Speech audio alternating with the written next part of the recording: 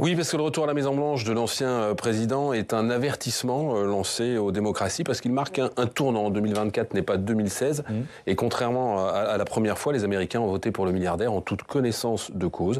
Sa victoire n'est donc ni un accident de l'histoire, ni un événement isolé. Elle est à la fois le symptôme et la confirmation d'un changement de paradigme politique. Elle est d'abord le syndrome de la crise de la représentation qui frappe la plupart des démocraties occidentales et de l'incapacité des formations politiques historiques, j'allais dire classiques, à y répondre, à répondre à l'insécurité économique, à l'insécurité sociale, à même l'insécurité culturelle d'un monde globalisé où des décennies de libre-échange et de mouvements de population ont fait perdre à beaucoup d'électeurs leurs repères. Et ensuite, la confirmation que les outils de nos démocraties, que nos démocraties avaient mis en place pour, j'allais dire, structurer, encadrer le jeu politique, sont devenus aujourd'hui, pour la plupart, inopérants. La détérioration du débat public où la vérité alternative empêche les candidats de partir des mêmes faits pour proposer des solutions différentes, où l'invective et l'insulte remplacent l'argument, où le poids accru des réseaux sociaux discrédite toute parole officielle et sape le travail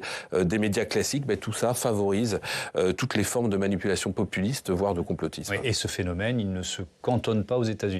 Non, en comparaison n'est pas raison, mais de Modi en Inde à Milei en Argentine, en passant par Orban en Hongrie, voire Netanyahou en Israël, une forme, et c'est un paradoxe, d'international populiste ou d'international illibéral est à l'œuvre dans un grand nombre de nos démocraties, avec des particularismes locaux qui tiennent évidemment à l'histoire de chaque pays, mais aussi dans lesquels on distingue des fondamentaux, comme la remise en cause de l'état de droit, la volonté de mettre au pas les corps intermédiaires, les journalistes, les ONG, un conservatisme matiné de messianisme qui se conjugue mal avec les droits des femmes ou des minorités, la désignation de boucs émissaires, la promotion de solutions radicales et simplistes au détriment de ce que d'autres appelaient, vous vous souvenez, la pensée complexe.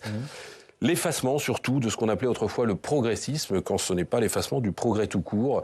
On l'a bien vu avec le déni de la science, en particulier en matière de réchauffement climatique. Et avec cette question que se posent de nombreux leaders politiques, comment répondre à cette vague populiste ? C'est tout le défi qui attend les défenseurs du consensus démocratique. En traitant ce phénomène par le déni ou par le mépris, ils feront fausse route. Dénoncer le populisme au nom de vieux principes, fussent-ils moraux, jouer la raison contre l'émotion, déconstruire le discours de l'adversaire, ça ne suffira plus. Ce changement de paradigme, il oblige les uns et les autres à se réinventer profondément, car on ne peut plus aujourd'hui se contenter de faire campagne sur un rejet, on en parlait tout à l'heure, sans avoir mené au préalable une véritable réflexion sur un projet alternatif. C'est là une des leçons, à mes yeux, de la défaite sans appel de Kamala Harris. Merci.